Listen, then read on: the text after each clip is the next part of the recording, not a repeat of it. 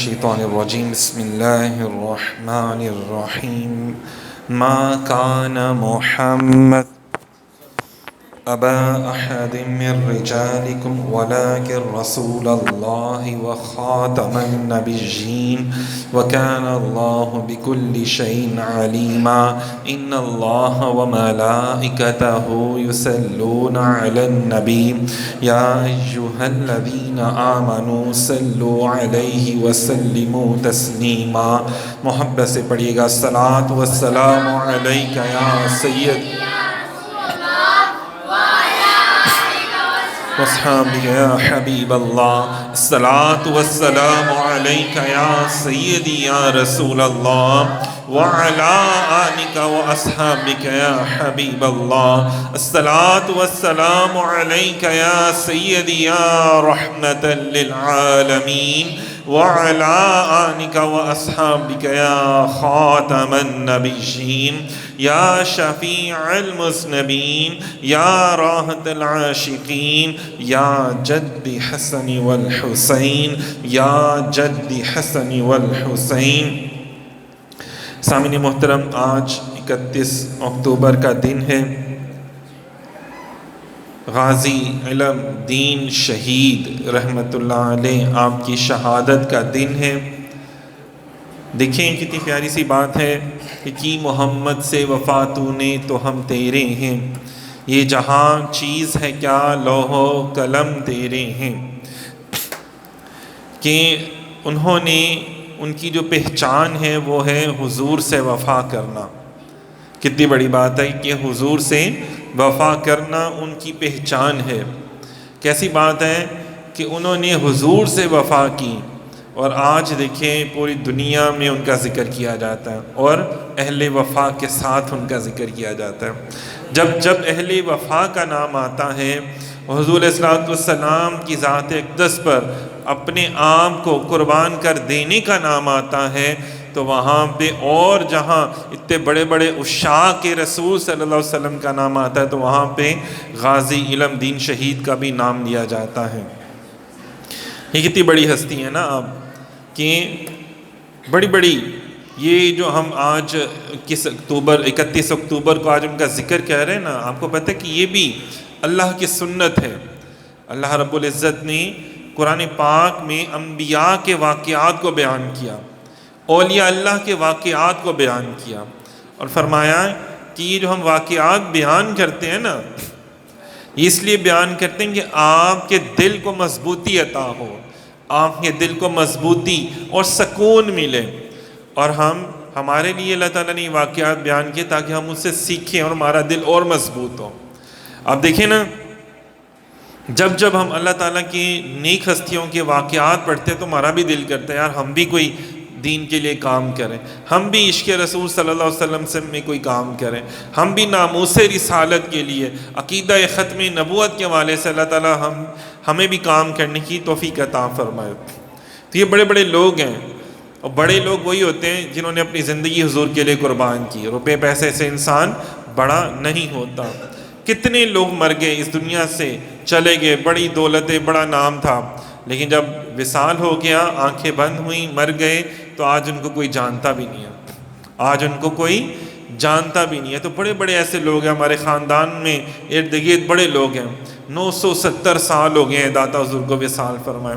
بڑے لوگ تب بھی فوت ہوئے ہوں گے، لیکن آج ان کو دنیا جانتی ہے اور کسی کو کوئی جانتا ہی نہیں ہے. اس دور میں یا اگر ہم قریبی بھی اپنے لگائیں تو کتنے ایسے لوگ ہیں، کس کا مزار بنتا ہے؟ ہر ایک کا مزار نہیں بنتا، بس جو ذکر کرتا ہے اسی کا مزار بنتا. فاذکرونی اذکرکم، اور جو شکر بھی ادا کرتا ہے، جو عملاً شکر ادا کرتا ہے. تو آج ماشاءاللہ سے ادارہ جامع الحق میں حضرت غازی علم دین شہید رحمۃ اللہ علیہ کا جو عرس ہے اس کے سلسلے میں جو محفل کا ماشاءاللہ سے انعقاد کیا گیا کہ محمد سے وفا تو نے تو ہم تیرے ہیں، یہ جہاں چیز ہے کیا لوح و قلم تیرے ہیں. دیکھیں کیسی بات ہے کہ تب کے والدین اپنے بچوں کو اور کچھ دے نہ سکیں لیکن عشق رسول ضرور دیا کرتے تھے. عشق رسول اللہ سے محبت اور جو اللہ تعالیٰ نے چیزیں عطا فرمائی، نعمتوں کا شکر ادا کرنے کی جو ترغیب تھی وہ والدین اپنے بچوں کو ضرور دیا کرتے تھے. تو بارک ہے آپ کی زندگی کے حوالے سے ہم بات کرتے ہیں تو 1908 میں لاہور میں آپ کی ولادت ہوئی. آپ سب کے لیے مختصر انداز میں اس کو بیان کریں گے انشاءاللہ تعالیٰ. آپ سب نے سننا ہے اس کو. ہمیں پتہ ہونا چاہیے نا کہ جو عاشق ہوتے ہیں وہ بچپن میں بھی عاشق ہی ہوتے ہیں, ان کی تربیت ہی ایسی ہوتی ہے. تو 1908 میں آپ کی ولادت ہوئی. آپ کے جو والد محترم تھا ان کا نام تھا طالع محمد, اور وہ لکڑی کی چیزیں بناتے تھے, برتن, یہ چیزیں وغیرہ جو ہے فرنیچر جسے ہم کہتے ہیں, وہ چیزیں جو ہمارے گھروں میں استعمال ہوتی ہیں وہ اس کو بناتے تھے. آپ بھی ماشاءاللہ سے. اچھا, ایک بڑا پیارا واقعہ ہے آپ کی والدہ کے حوالے سے کہ جب آپ کی ولادت ہوئی تو کچھ دنوں کے بعد آپ کی والدہ نے آپ کو گود میں اٹھایا ہوا تھا. اب دیکھیں, جو بڑے لوگ ہوتے ہیں نا ان کے بارے میں اللہ تعالیٰ پیشن گوئی بھی فرما دیتے ہیں, کسی نہ کسی انداز میں پیشن گوئی بھی فرما دیتے ہیں. ایک دن دروازے پر ایک فقیر نے دستک دی. جب دروازہ کھولا گیا تو فقیر کی نظر جب بچے پر پڑی تو اس نے کہا, فقیر کی نظر, مطلب دیکھیں اللہ والے کی نظر جب پڑ جائے تو کام کہاں سے کہاں پہنچ جاتا ہے نا.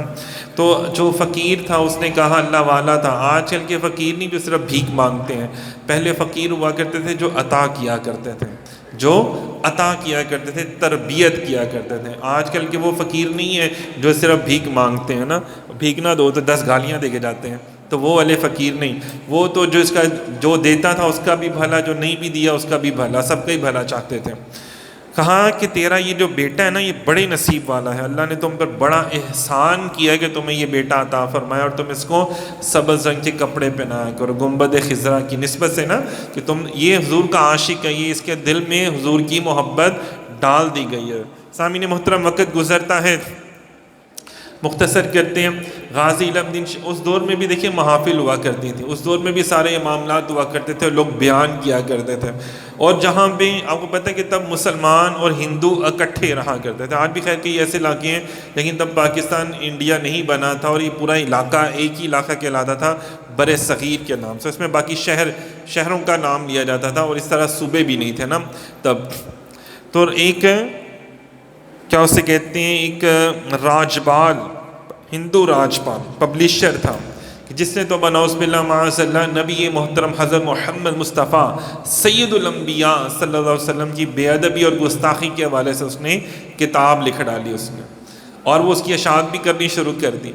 جب اس نے اشاعت کرنی شروع کی, جب مسلمانوں کے ہاتھ وہ لگی کتاب, تو اب کیا ہوا, کیونکہ وہ ہندو تھا اور وہ مسلمانوں سے شدید نفرت کرتا تھا, تو اس نے اپنی طرف سے بہت ہی بڑھا چڑھا کے اور غلط انداز میں گستاخی بے ادبی کی کہ لوگوں کو, اور توبہ نعوذ باللہ جو لوگ مسلمان ہو رہے ہیں, ہندو سے لوگ مسلمان ہونا شروع ہو چکے ہوئے تھے, اور کئی سینکڑوں لوگ مسلمان ہو رہے تھے. علماء ماشاءاللہ سے تقاریر جب کرتے تھے, اور اولیاء کرام بزرگان دین, اللہ تعالیٰ لوگوں کو مسلمان کر رہا تھا, تو اس کو یہ بڑا چڑھتا ہے کہ یار لوگ مسلمان کیوں ہو رہے ہیں, دینی اسلام کی طرف کیوں جا رہے ہیں. تو اس نے توبہ نعوذ باللہ معاذ اللہ بری باتیں بیان کرنا شروع کر دی, اور اس نے اس بات کو باقاعدہ کتاب میں لکھا اور اس کو چھاپ کے لوگوں میں تقسیم کرنا شروع کر دیا.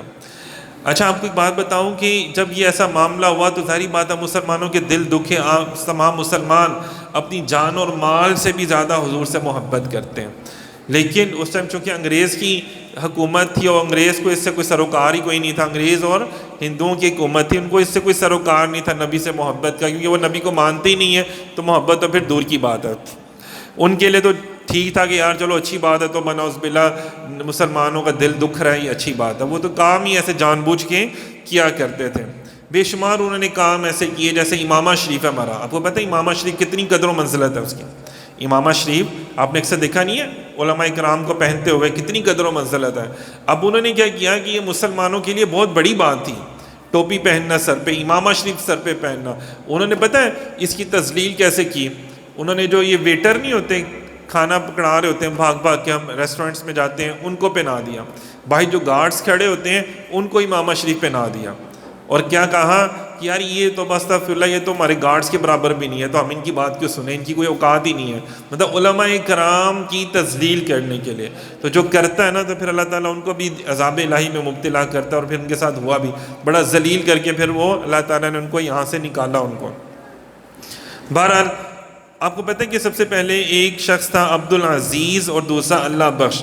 ان دونوں نے بھی راجپال کو مارنے کی کوشش کی. پچھلے سال کی بات ہے, ہم نے آپ کی مزار شریف پہ جا کے جب ویڈیو بنائی تو وہاں پہ ایک ساتھی تشریف لائے, اور انہوں نے ہمیں بتایا اور باقاعدہ وہ قبریں بھی دکھائیں.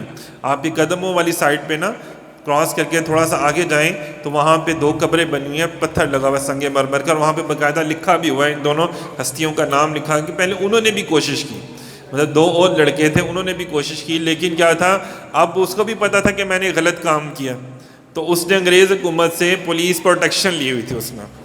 اب وہ اس کے ساتھ پولیس تھی، جب انہوں نے حملہ کیا تو وہ جناب صاحب پولیس نے ان کو پکڑ لیا اور الٹا انہی کو ہی شہید کر دیا. اب وہ ہر وقت اس کے ساتھ پولیس رہتی تھی.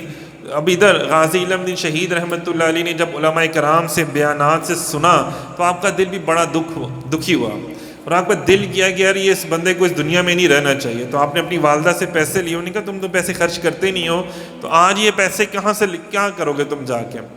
نے کہا بس بڑا ایک ضروری کام ہے جو میں نے کرنا ہے، اور اس پیسوں سے ہم نے چھری خریدی، اور پھر اس انتظار میں کہ کب وہ بندہ الگ ہو، کب وہ بندہ اکیلا مجھے ملے. اور جیسے ہی آپ اس کی دکان کے سامنے پہنچے، پتہ چلا کہ وہ بھی دکان پہ اکیلا ہے، تو آپ سیدھا اس کی دکان پہ گئے اور اس کو واصل جہنم کیا. اس ٹائم پولیس اس کے ساتھ نہیں تھی، واصل جہنم کیا، اور اس کے بعد خود ہی پولیس اسٹیشن چلے گئے کہ بھئی میں نے جو ہے میرے نبی کے گستاخ کو میں نے جہنم میں پہنچا دیا، اب تم نے جو کرنا ہے کر لو. آپ کو پتہ ہے کہ کتنے لوگ وہاں پہ آئے، مقدمہ چلے، سب کچھ ہوا، اور غازی علم دین وہ ہستی ہیں کہ جن کے لیے وکیل ہائر مسلمانوں نے کیا قائد اعظم کو. قائد اعظم رحمۃ اللہ علیہ کا بڑا جملہ ہے، آپ نے فرمایا کہ علم دین تم ایسا کہو کہ یہ میں نے اپنے جذبات میں آ کے کیا، یہ میں اپنی ہوش میں نہیں تھا، اپنے نبی کی محبت میں گم ہو گیا، دیوانہ ہو گیا، میں اپنی ہوش میں نہیں تھا تو میں نے اس کو جا کے مار دیا. غازی علم دین فرماتے ہیں کہ جناح صاحب میں نے پہلا کام تو ہوش میں کیا زندگی میں، پہلا کام تو میں نے اپنی ہوش میں کیا ہے کہ اپنے نبی کے دشمن کو واصل جہنم کیا. تو یہ پہلا کام ہی تو ہے جو میں نے اپنی زندگی میں باہوش و حواس کیا.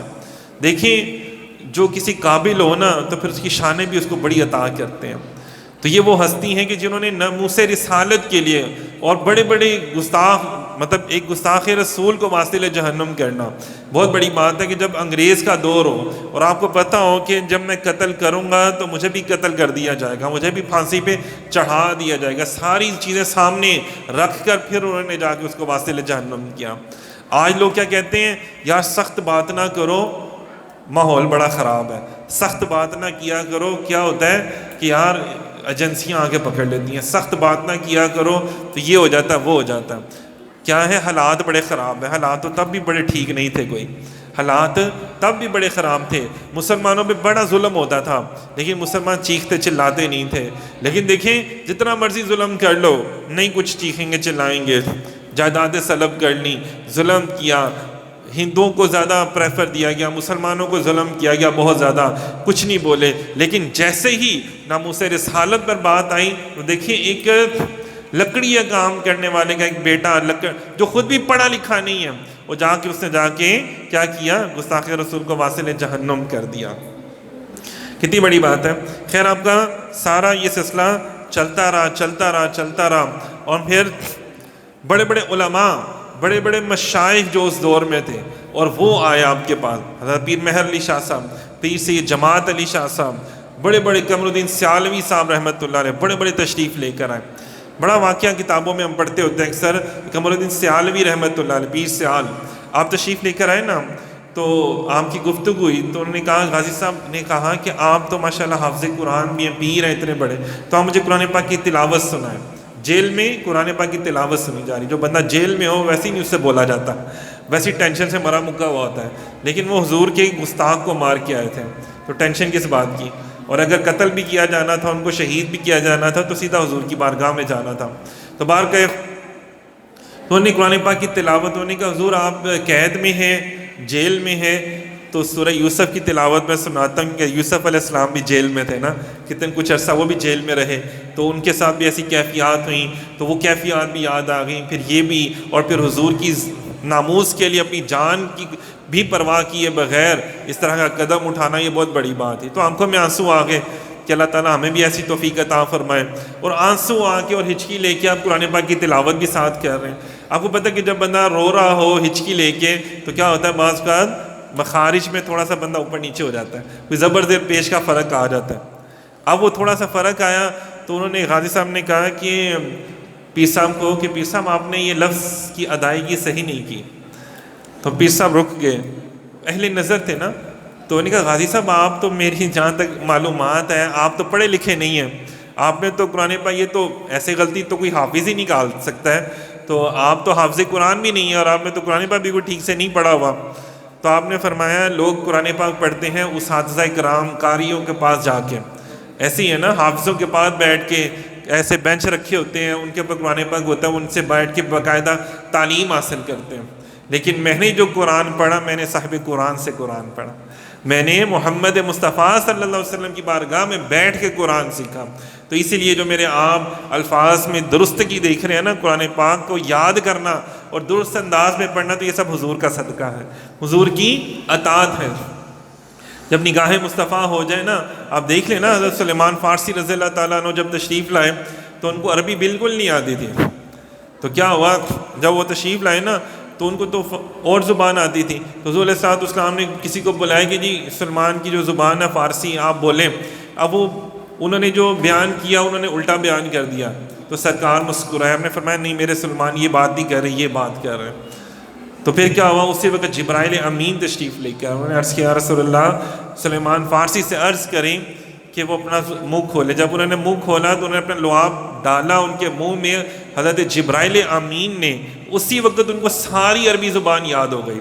اگر جبرائیل امین حضور کے در کے خادم اگر اپنا لعاب عطا فرما دیں تو ایک شخص کو ایک لمحے میں پوری عربی زبان یاد ہو جائے, تو پھر میرے آقا جب کسی کو عطا کریں تو ان کی شان کا عالم کیا ہوگا. چاہیں تو اشاروں میں کایا ہی پلٹ دے دنیا کی, یہ شان ہے خدمت گاروں کی, تو سردار کا عالم کیا ہوگا. جو محبت کرنے والے ہوتے ہیں پھر سرکار ان کو شانیں بھی بڑی بڑی عطا فرماتے ہیں. ہم کتابوں میں سنتے ہیں, اپنے بزرگوں سے سنتے ہیں کہ وقت آئے کہ موسیٰ علیہ السلام بھی ان سے ملنے کے لیے گئے مراقبے میں. تو انہوں نے کہا حضور آپ تو اتنے بڑے پیغمبر ہیں. تو انہوں نے کہا کہ میں جب بھی جاتا ہوں حضور علیہ السلام کی بارگاہ میں تو حضور فرماتے ہیں میرا علم دین, میرا علم الدین, میرا علم الدین, یہ بڑا ذکر ہوتا ہے تمہارا. تو میں نے سوچا کہ شاید کوئی بڑا کوئی بزرگ ہوگا, کوئی چٹی دھاڑی ہوگی, کوئی جبہ پہنا ہوگا, امامہ شریف, تم تو لڑکے سے ہو, تم تو چھوٹی سی عمر کے لڑکے ہو, اور دیکھو سرکار تم سے کتنی محبت کرتے ہیں. تو بس اندازہ کریں جو حضور کے لیے اپنی جان کی بھی پرواہ نہیں کرتے, تو پھر سرکار بھی ان کا ذکر کہاں کہاں بڑے بڑے انبیاء میں بیٹھ کر ان کا ذکر کر رہے ہیں. اندازہ کریں پھر سرکار بھی ان کو شان عطا فرماتے ہیں. آپ کو پتہ ہے کہ جب ان کا مقدمہ ہوا اور ان کو جیل میں بھیجا گیا, ظاہری بات ہے جو جج تھے وہ تو انگریز تھے نا, اور آپ نے بھی کہا کہ ہاں میں نے قتل کیا, آپ نے اس چیز کا انکار نہیں کیا کہ میں نے ہوش و حواس میں, آپ کا ایک جملہ بڑا مشہور ہوا. آپ جب وہاں بات کر رہے تھے تو جج نے کہا کہ علم الدین تم توہین عدالت کر رہے ہو. ماورائے عدالت نہیں لفظ آتا آج کل, ماورائے عدالت قتل و غارت کرنے, جیسے غازی ممتاز حسین قادری انہوں نے جب کیا تھا تو کیا کہا گیا تھا کہ ماورائے عدالت, بھئی عدالت میں بھی تو پیش ہو سکتا تھا.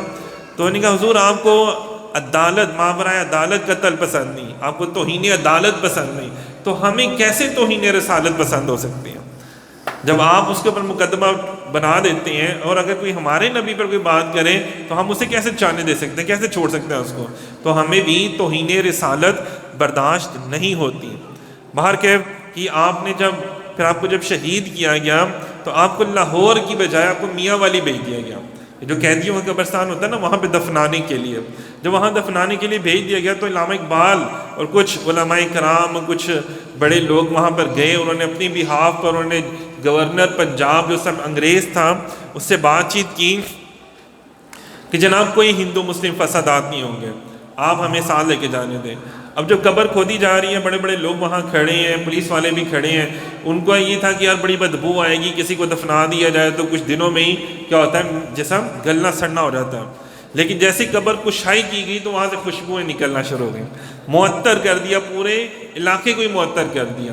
اور پھر وہاں سے ریل گاڑی میں ماشاءاللہ سے ان کا جسم مبارک جو تھا وہ لاہور لایا گیا. اور اس دور میں آج سے دیکھیں 1929 کی بات میں آپ کو بتا رہا ہوں, آج کیا ہے 2024, تقریباً کتنے سال ہو گئے, مطلب اگر 90 سال تو ہو ہی گئے, 90 سال سے اوپر ہو گئے تقریباً, تو کم و بیش سمجھ لیں 90 سال سے 94-95 سال ہو گئے تقریباً, صحیح ہے. اب ہاں 95 سال کہہ سکتے ہیں ہم, چلیں اتنا آپ سمجھ لیں کہ وہ 1929 کو آپ کو کیا گیا, اور آج کیا ہے 2024, کہ دیکھیں کہ اس دور میں اگر آپ لاہور کی آبادی دیکھیں کتنی کم تھی، آج سے 100 سال پہلے تقریباً 100 سال آپ لگا لیں تو کتنی کم تھی۔ آج اگر ہم اس علاقے میں بیٹھے ہیں جس علاقے میں، تو 20 سال پہلے کہا جاتا ہے یہاں پہ یعنی بہت کم گھر تھے، پلاٹ دور دور تھے، اور ہم پیچھے 50 سال جائیں گے تو یہ سارا علاقہ تو صرف میدان تھا، اور اگر پیچھے چلے جائیں گے 100 سال پیچھے 1930 میں، تو پھر ظاہری بات ہے اور آبادی بہت زیادہ کم تھی تب تو لاہور کی۔ اب تو کتنی 22-23 کروڑ یا 24 کروڑ آبادی ہے، تب تو بہت کم تھی آبادی، اور اس آبادی میں 5-6 لاکھ بندے کا اکٹھا ہونا ایک جگہ پر، یہ بہت بڑی بات تھی۔ جیسے آج کل کے دور میں اگر آپ کہتے ہیں امیر المجاہدین خادی مستندوی صاحب کا جب جنازہ ہوا تو کتنا 1 کروڑ بندہ موجود تھا، مطلب چاروں طرف دنیا ہی دنیا نظر آ رہی ہے۔ لوگ میڈیا والوں کو پھر بھی صرف چند ہزار نظر آئے، لیکن ایکچول میں جو لوگ وہاں گئے، ہر مسلک کا ہر فرقے کا بندہ گیا، پتہ کہ اس بندے نے ناموس رسالت کی پر پہرا دیا۔ اس بندے نے، کہتے ہیں نا امام احمد بن حنبل نے فرمایا تھا تمہارے جنازے بتائیں گے کہ کون حق پر ہے، اور وہاں پہ ہر مسلک کا بندہ گیا، ہر فرقے کا گیا، کیونکہ ایک بات کی، ایک جگہ پہ سب کو اکٹھا کر دیا تھا، کیا تھا کہ بھائی حضور کے عاشق بن جاؤ، حضور کے غلام بن جاؤ، چھوڑ دو، دشمن چاہتا ہے یہ لڑ مر جائیں آپس میں، نہیں، ہم نے مرنا نہیں ہے، ہم نے لڑنا نہیں ہے، ہم سب ایک ہیں، حضور کے غلام ہیں۔ بس آج کے بعد کسی کی کوئی عزت نہیں، آج کے بعد ساری عزتیں صرف حضور کے لیے ہیں، ساری عزتیں صرف، کوئی علامہ، کوئی مفتی نہیں، کوئی پیر، کوئی مشائخ نہیں کہ جس کے سامنے ہاتھ باندھ کے کھڑے ہو، نہیں، بس سب عزتیں حضور کی ہیں۔